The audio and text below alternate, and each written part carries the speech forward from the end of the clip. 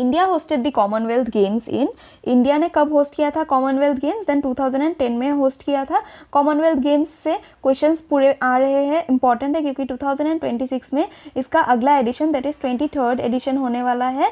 कहाँ पे होगा? देन ग्लासगो में होगा, एंड इसीलिए ये न्यूज़ में है। एंड क्वेश्चंस 2023 में भी बने क्योंकि लास्ट एडिशन 2022 में हुआ था, एंड 2024 एसएससी के एग्जाम में भी बने हैं। 24 के एसएससी एग्जाम में पूछा था कि इंडिया का रैंक 2022 कॉमनवेल्थ में कितना था, तो ये है आंसर इसका फोर्थ था इंडिया का रैंक 2022 कॉमनवेल्थ गेम्स में। एंड इंडिया ने कब होस्ट किया था लास्ट टाइम के लिए? 2010। इसी के साथ हम अदर इंपॉर्टेंट पॉइंट्स एक बार देख लेते हैं। 22 कॉमनवेल्थ गेम्स कहाँ पे हुआ था? देन बर्मिंघम इंग्लैंड में हुआ था, 22nd एडिशन था। मोटो क्या था? Then games for everyone was the motto. And इसका जो मैस्कॉट था 22 गेम्स का CWG that is Commonwealth Games का पेरी क्या है? एक बुल है adorned with patchwork of multi coloured hexagons. And इसमें जो टॉपर रहा है दैट इज फर्स्ट रैंक मिला था ऑस्ट्रेलिया को with a total of 179 medals, जिसमें 67 गोल्ड थे। लास्ट ईयर दैट इज 2024 में पूछा गया कि इंडिया का रैंक कितना था, देन फोर्थ था। इस साल 22 गोल्ड जो है दैट इज मेडल टैली पूछने के चांसेस है, तो आप लोग याद रखिए इंडिया 22 गेम्स में 22 गोल्ड लाया। इस तरीके से आप लोग याद रखिए 16 silver 23 bronze. Silver and bronze ज़्यादा इंपॉर्टेंट है, गोल्ड आपका इंपॉर्टेंट है, आप लोग याद रखिए। एंड नेक्स्ट जो 23rd एडिशन होने वाला है 2026 में, मैंने ऑलरेडी बता दिया ग्लासगो में होने वाला है। एंड इस गेम का मोटो क्या रहने वाला है? देन इस गेम का मोटो रहने वाला है 2026 कॉमनवेल्थ गेम्स का a world class sporting celebration. ये सभी इंपॉर्टेंट पॉइंट्स है, आप लोग याद रखिए, इंपॉर्टेंट है।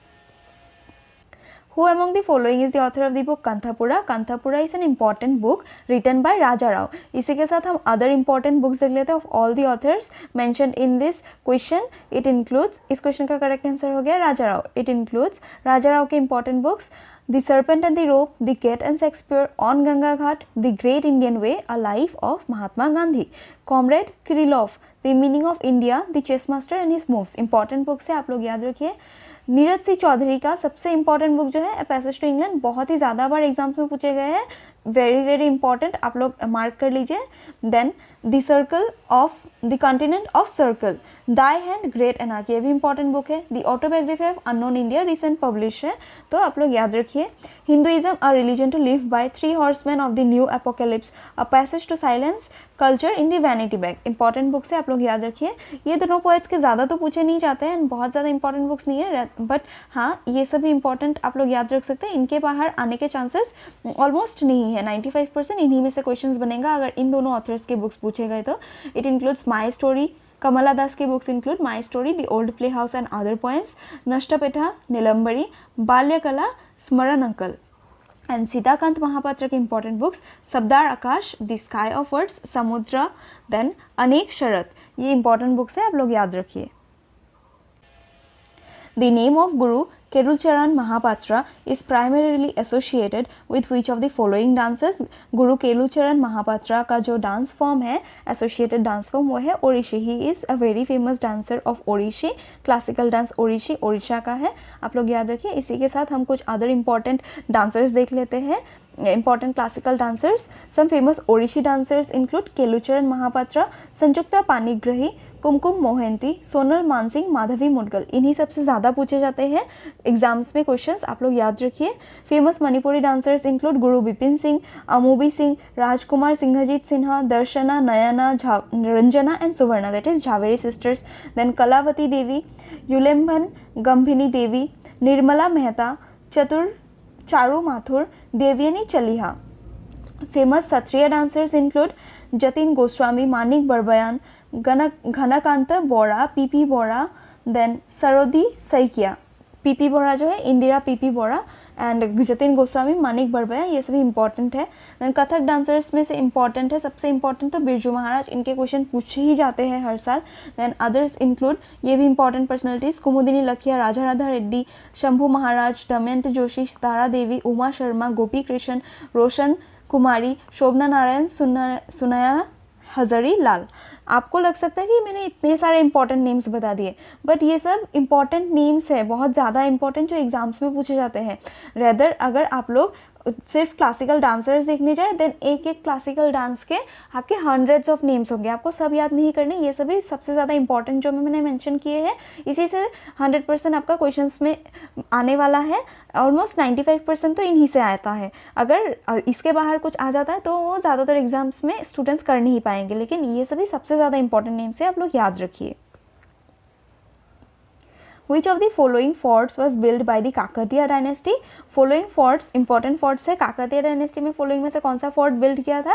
Then correct answer is Golconda fort was build by the Kakatiya dynasty, answer is Golconda fort. इसी के साथ हम पन्हाला, रायगढ़ एंड निमराना फोर्ट के इंपॉर्टेंट पॉइंट्स भी देख लेते हैं। गोलकोंडा फोर्ट जो है कहाँ पे लोकेटेड है? हैदराबाद में लोकेटेड है एंड काकतीय रूलर प्रताप रुद्र ने बिल्ड किया था।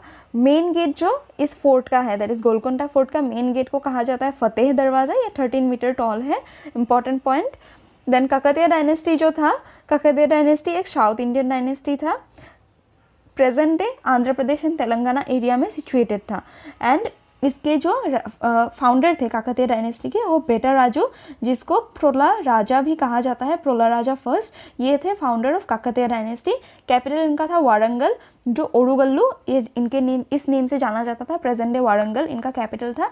एंड एक और इम्पॉर्टेंट पॉइंट जो पूछा जाता है काकतीय डायनेस्टी इज कौन विजिट किया था in the Kakatiya dynasty? Then Marco Polo visited during the Kakatiya dynasty.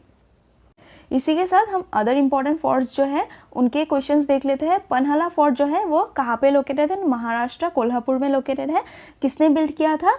शिलाहारा ruler Bhoja second ने बिल्ड किया था Panhala fort and ruler Shilahara ruler and कहाँ पे? महाराष्ट्र। फोर्ट जो था ये एस्केप ऑफ छत्रपति शिवाजी जो वहाँ पे जाके छुपे थे इन 1660, इससे एसोसिएटेड है, तो इंपॉर्टेंट पॉइंट है, पूछा जाता है।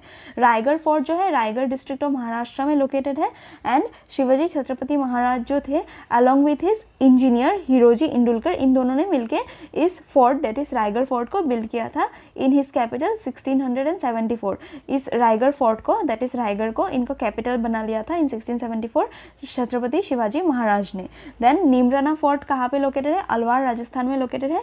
इसको किसने बिल्ड किया था? पृथ्वीराज चौहान थर्ड ने बिल्ड किया था एंड ये third capital of Chauhan Rajput भी रहे हैं। ये तीनों फोर्ट्स बहुत इंपॉर्टेंट है, आप लोग याद रखिए। Which of the following Harappan sites is located in Afghanistan? Afghanistan में located Harappan site following options में से कौन सा है? ये देखिए हड़प्पन साइट्स के इंपॉर्टेंट पॉइंट्स जो है इंपॉर्टेंट प्लेसेस मैंने मैप में मेंशन कर दिया, आप लोग देख सकते हैं पीडीएफ डाउनलोड करके। एंड इस क्वेश्चन का जो करेक्ट आंसर है, जो साइट अफगानिस्तान में लोकेटेड था वो कौन सा था? देन शोटूघाई was a site located in Afghanistan. इसी के साथ हम other important sites of Harappan civilization देख लेते हैं, या तो फिर Indus valley civilization includes Mohenjodaro कहाँ पे लोकेटेड है? देन पाकिस्तान में लोकेटेड है। दो most important site that is Mohenjodaro and Harappa दोनों ही पाकिस्तान में लोकेटेड है। Mohenjodaro is situated in Larkana district of Sindh, present day Pakistan में जो है on the bank of Indus river. Harappa कहाँ पे सिचुएटेड है? Then Sahiwal district in Punjab, वो भी पाकिस्तान में on the bank of Ravi river. Lothal जो है इंडिया में सिचुएटेड है in Gujarat Ahmedabad district besides Bhogava river. Rakhigarhi जो है लार्जेस्ट साइट है इंडस वैली सिविलाइजेशन एंड ये हरियाणा में लोकेटेड है, इंपॉर्टेंट है। जो इंडिया के साइट्स है वो भी बहुत ज़्यादा पूछे जाते हैं। देन आलमगीरपुर जो है ये मीरठ डिस्ट्रिक्ट यूपी में लोकेटेड है एंड इसको ये यमुना रिवर के बिसाइड में बैंक में सिचुएटेड है एंड इसको परशुराम के हेड़े भी कहा जाता है। Other important sites include Kalibangan, ये किस रिवर के बैंक में सिचुएटेड है? घाघर रिवर के बैंक में सिचुएटेड है इन हनुमानगढ़ डिस्ट्रिक्ट ऑफ राजस्थान। धोलावीरा जो है कच्छ डिस्ट्रिक्ट में लोकेटेड है in Gujarat and name island एक है इस जिसके ऊपर ये बेसिकली लोकेटेड है खदीर बेट। देन बनावली जो है ये हरियाणा में लोकेटेड है। चानूदारो मुलान संधा सिंध इंडस रिवर में लोकेटेड है पाकिस्तान। ये सभी इंपॉर्टेंट साइट्स है, आप लोग याद रखिए। How many atoms of oxygen are there in a molecule of ozone? Ozone में 3 atoms of oxygen होते हैं, ये आप देख सकते हैं। इस तरीके से ये लोग बॉन्ड बनाते हैं through their electronic configuration, valence shells को एक्सचेंज करके अपना बॉन्डिंग बना के ओजोन फॉर्म करते हैं विथ 3 atoms of oxygen। तो इस क्वेश्चन का करेक्ट आंसर हो गया 3 एंड हम ओजोन से एसोसिएटेड कुछ इंपॉर्टेंट पॉइंट्स देख लेते हैं। ओजोन लेयर जो है स्ट्रेटोस्फेयर में सिचुएटेड है above 15 to 30 kilometre of the earth surface. ये इंपॉर्टेंट पॉइंट है कौन से लेयर में of the atmosphere, then stratosphere. Ozone layer is very useful because it protects us from harmful ultraviolet radiation radiated by the sun which में cause skin cancer. Ultraviolet radiation में UVB से हमें protect करता है, पूछा जाता है, आप लोग याद रखिए UVB, UVA B C D इस तरीके से पूछा जाने से correct answer will be B. And इससे जो अल्ट्रावायलेट रेडिएशंस होते हैं इससे स्किन कैंसर, कैटरेक्ट जो आंखों से नहीं देख सकने वाला, देन इम्यून सिस्टम को वीक करने, बहुत सारे खराब बीमारियों से ये हमें बचाता है। So it is very important. इसी के साथ जो ओजोन लेयर है वो ग्लोबली डिप्लीट तो हो रहा है, दैट इज़ ये जगह जगह पे इसमें होल हो गया है, जिसमें से एंटार्क्टिक के ऊपर बहुत एक बड़ा होल है जिसे ओजोन होल कहा जाता है। Ozone hole is located at Antarctic. इस तरीके से क्वेश्चन पहले भी बना है तो आप लोग याद रखिए। एंड जो ओजोन डिप्लीटिंग गैसेस होते हैं उनको ओजोन डिप्लीटिंग सब्सटेंसेस कहा जाता है, जिसमें से मेजर है chlorofluorocarbon. Than others also important include Helen, methyl bromide, carbon tetrachloride, hydrochlorofluorocarbon. Important gases हैं जो आपके डिप्लीट करते हैं ओजोन को, जिसको ODS ओजोन डिप्लीटिंग सब्सटेंस कहा जाता है। एंड ये जो है गैसेस केमिकल्स कंटेन करते हैं मेनली क्लोराइन एंड ब्रोमाइड। ये सभी इंपॉर्टेंट पॉइंट्स हैं। इसी के साथ जो हमारे प्रोटोकॉल्स हैं, important protocol associated with ozone layer इस मॉन्ट्रियल प्रोटोकॉल। इससे पहले भी क्वेश्चंस बने हैं। कब साइन हुआ था ये प्रोटोकॉल? 1987 में ये प्रोटोकॉल आया था to control the depleting substances. Ozone layer को जो डिप्लीट कर रहे हैं उन सब्सटेंस को कंट्रोल करने के लिए ये प्रोटोकॉल साइन किया गया था, मॉन्ट्रियल प्रोटोकॉल। एंड इसी के साइनिंग के डे को, दैट इज 16 सितंबर 1987 को ये साइन हुआ था। इस वजह से 16 सितंबर एवरी ईयर हम वर्ल्ड ओजोन डे मनाते हैं, which marks the signing of Montreal protocol. And ये प्रोटोकॉल जो आया था ये वियना कन्वेंशन के बाद आया था, 1985 में जो अडॉप्ट हुआ था। कभी कभार मॉन्ट्रियल प्रोटोकॉल की जगह आपको वियना कन्वेंशन का ईयर भी पूछा जाता है, तो आप लोग याद रखिए 1985। Which of the following is not a town of Karnataka? Following जो टाउन्स है ये सभी बहुत इंपॉर्टेंट टाउन्स है। इसमें से भुजबल जो है ये महाराष्ट्र में लोकेटेड है, not a town of Karnataka. बाकी चिकमगलूर, बीजापुर एंड चित्रदुर्ग ये तीनों बहुत इंपॉर्टेंट टाउन है of Karnataka. And other states में भी इंपॉर्टेंट टाउन है जो पूछे जाते हैं, ये आप लोग याद रखिए। इस क्वेश्चन का करेक्ट आंसर हो गया भुसावल। इसी के साथ साथ भुसावल जो है ये किस स्टेट में लोकेटेड है मैंने ऑलरेडी बताया, it is located in Maharashtra and rest 3 इन कर्नाटका। जो ऑप्शंस में दिए गए थे that is Chikmagalur, Bijapur and Chitradurga. इसी के साथ हम कुछ अदर इंपॉर्टेंट सिटीज़ या तो फिर प्लेसेस, रीजन्स जो पूछे जाते हैं एग्जाम्स में देख लेते हैं। सोनाई कहाँ पे लोकेटेड है? Odisha. Mayurbhanj and Keonjhar region of Odisha is important. Then Jharkhand and Bihar region में सिंहभूम, हजारीबाग, पलमऊ, शाहबाद ये सभी कोल फील्ड के लिए एसोसिएटेड है। छत्तीसगढ़ एंड मध्य प्रदेश एरिया में रायपुर, दुर्ग, बस्तार, रायगढ़, बिलासपुर, जबलपुर, बालघाट ये सब इंपॉर्टेंट है। देन आंध्र प्रदेश के इंपॉर्टेंट रीजन्स इंक्लूड करते हैं कृष्णा, कुर्नूल, चित्तौड़, कुडप्पा, वारंगल, गुंटूर। तमिलनाडु के इंपॉर्टेंट प्लेसेस है Salem, Tiruchirappalli. Salem is a town of which state of the following options. इस तरीके से पिछली बार आंसर क्वेश्चंस आए थे एसएससी के एग्जाम में, आप लोग याद रखिए। तमिलनाडु। देन कर्नाटका के इंपॉर्टेंट प्लेसेस चित्रदुर्ग, चिकमगलूर, बल्लारी ये ऑलरेडी मैंने मेंशन कर दिया। महाराष्ट्र रत्नागिरी, चंडा ये सब इंपॉर्टेंट प्लेसेस है। देखिए ये आइदर तो इनमें कुछ इंपॉर्टेंट मिनरल डिपोजिशंस है या तो फिर इन प्लेसेस से कुछ इंपॉर्टेंट GI टैग्स मिले हुए हैं कोई पर्टिकुलर प्रोडक्ट को, फूड प्रोडक्ट हो या तो फिर कुछ भी कल्चरल हेरिटेज का, तो ये सब प्लेसेस इंपॉर्टेंट हो जाते हैं, इस वजह से पूछे जाते हैं। तो आप लोग ध्यान दीजिए एंड याद रखिए। An asset that has remained in the substandard category for a period of 12 months is classified as an asset by a bank. कौन सा एसेट क्लासीफाई किया जाता है जो 12 मंथ्स से ज़्यादा के पीरियड के लिए पे नहीं किया जाता है लोन, उसको कहा जाता है doubtful asset. Non performing asset ये जो मैंने मेंशन किया ये क्या है? नॉन परफॉर्मिंग एसेट एक टाइप का लोन है। फॉर एग्जांपल आपको बैंक ने कोई अमाउंट ऑफ लोन दिया, वो जब 3 मंथ से ज़्यादा हो जाते हैं एंड रीपे नहीं किया जाता है बाय दी क्रेडिटर तो बैंक हुए, बाय द डेटर जिसने लोन लिया है, वो लोग जब रीपे नहीं करते हैं एंड 3 महीने से ज़्यादा हो जाता है तो बैंक उसको नॉन परफॉर्मिंग एसेट के कैटेगरी में रख देता है, जिसको टाइम पीरियड के साथ साथ अलग अलग कैटेगरीज में रखता है एंड लास्ट में लॉस एसेट बना देता है। ये हम लोग एक बार क्लासिफिकेशन देख लेते हैं, इंपॉर्टेंट है क्योंकि नॉन परफॉर्मिंग एसेट बहुत ज़्यादा न्यूज़ में रहते हैं तो पूछे जा रहे हैं एग्जाम्स में, एंड ये इंपॉर्टेंट कॉन्सेप्ट है of economics. Non performing asset is a loan on advance जो बोरोवर पे नहीं कर पाते हैं, बैंक को रीपे नहीं कर पाते एंड ये डिफ़ॉल्ट हो जाता है। ये 90 डेज़ या उससे ज़्यादा अगर रीपे नहीं कर पाए, 90 डेज से ज़्यादा हो गया तो उसे एनपीए के कैटेगरी में रखा जाता है। हाउएवर इसको सब क्लासीफाई किया जाता है जो 90 से 12 मंथ के बीच में रहता है। अगर आपने कोई लोन लिया हुआ है एंड आपने वो रीपे नहीं किया तो 90 से 3 महीने से 12 महीने के बीच में वो सब स्टैंडर्ड कैटेगरी में रहेगा विथ नॉर्मल रिस्क कि हाँ 12 महीने बाद भी 1 साल बाद भी पे किया जा सकता है चांसेस है। बट अगर 1 साल पे भी आपने पे नहीं किया तो वो सब स्टैंडर्ड कैटेगरी में आ जाएगा एंड उसमें थोड़ा ज़्यादा रिस्क रहेगा। इसके बाद आ जाता है डाउटफुल डेट जो एटलीस्ट आपका ड्यू रहा है एंड 1.5 साल से पे नहीं किया गया तो उसको डाउटफुल डेट में रख दिया जाता है by bank.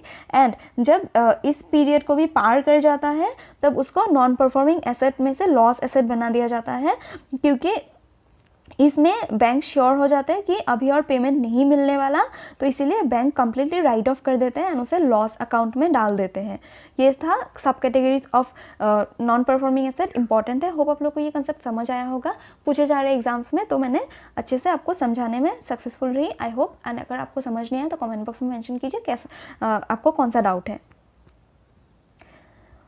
Which of the following is a form of devotional poetry sung in praise of God Vithoba? Vithoba God जो है, इनके प्रेस में जो पोएट्री गाए जाते हैं, डिवोशनल सॉन्ग्स गाए जाते हैं, उन्हें अभंग कहा जाता है। ये है विठोबा, लॉर्ड विठोबा। साउथ में जो नारायण के एक इनकारनेशन को अभंग गॉड विठोबा कहा जाता है। इनको प्रेस करने के लिए इनके पूजा में अभंग गाया जाता है। तो इंपॉर्टेंट है, करेक्ट आंसर इसका हो गया अभंग। एंड इससे एसोसिएटेड इंपॉर्टेंट पॉइंट्स यही है कि फेमस म्यूजिशियन जो है अभंग्स के वो कौन है? Bhimsen Joshi, Sudhir Phadke, Suresh Wadkar, Rajni, Gayatri, Aruna, Sairam, Jitendra, Abhisheki.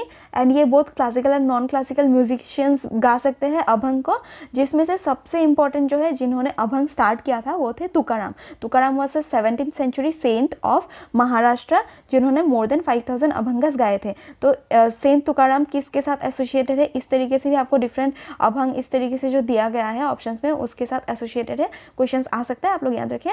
Tukaram is associated with abhang songs.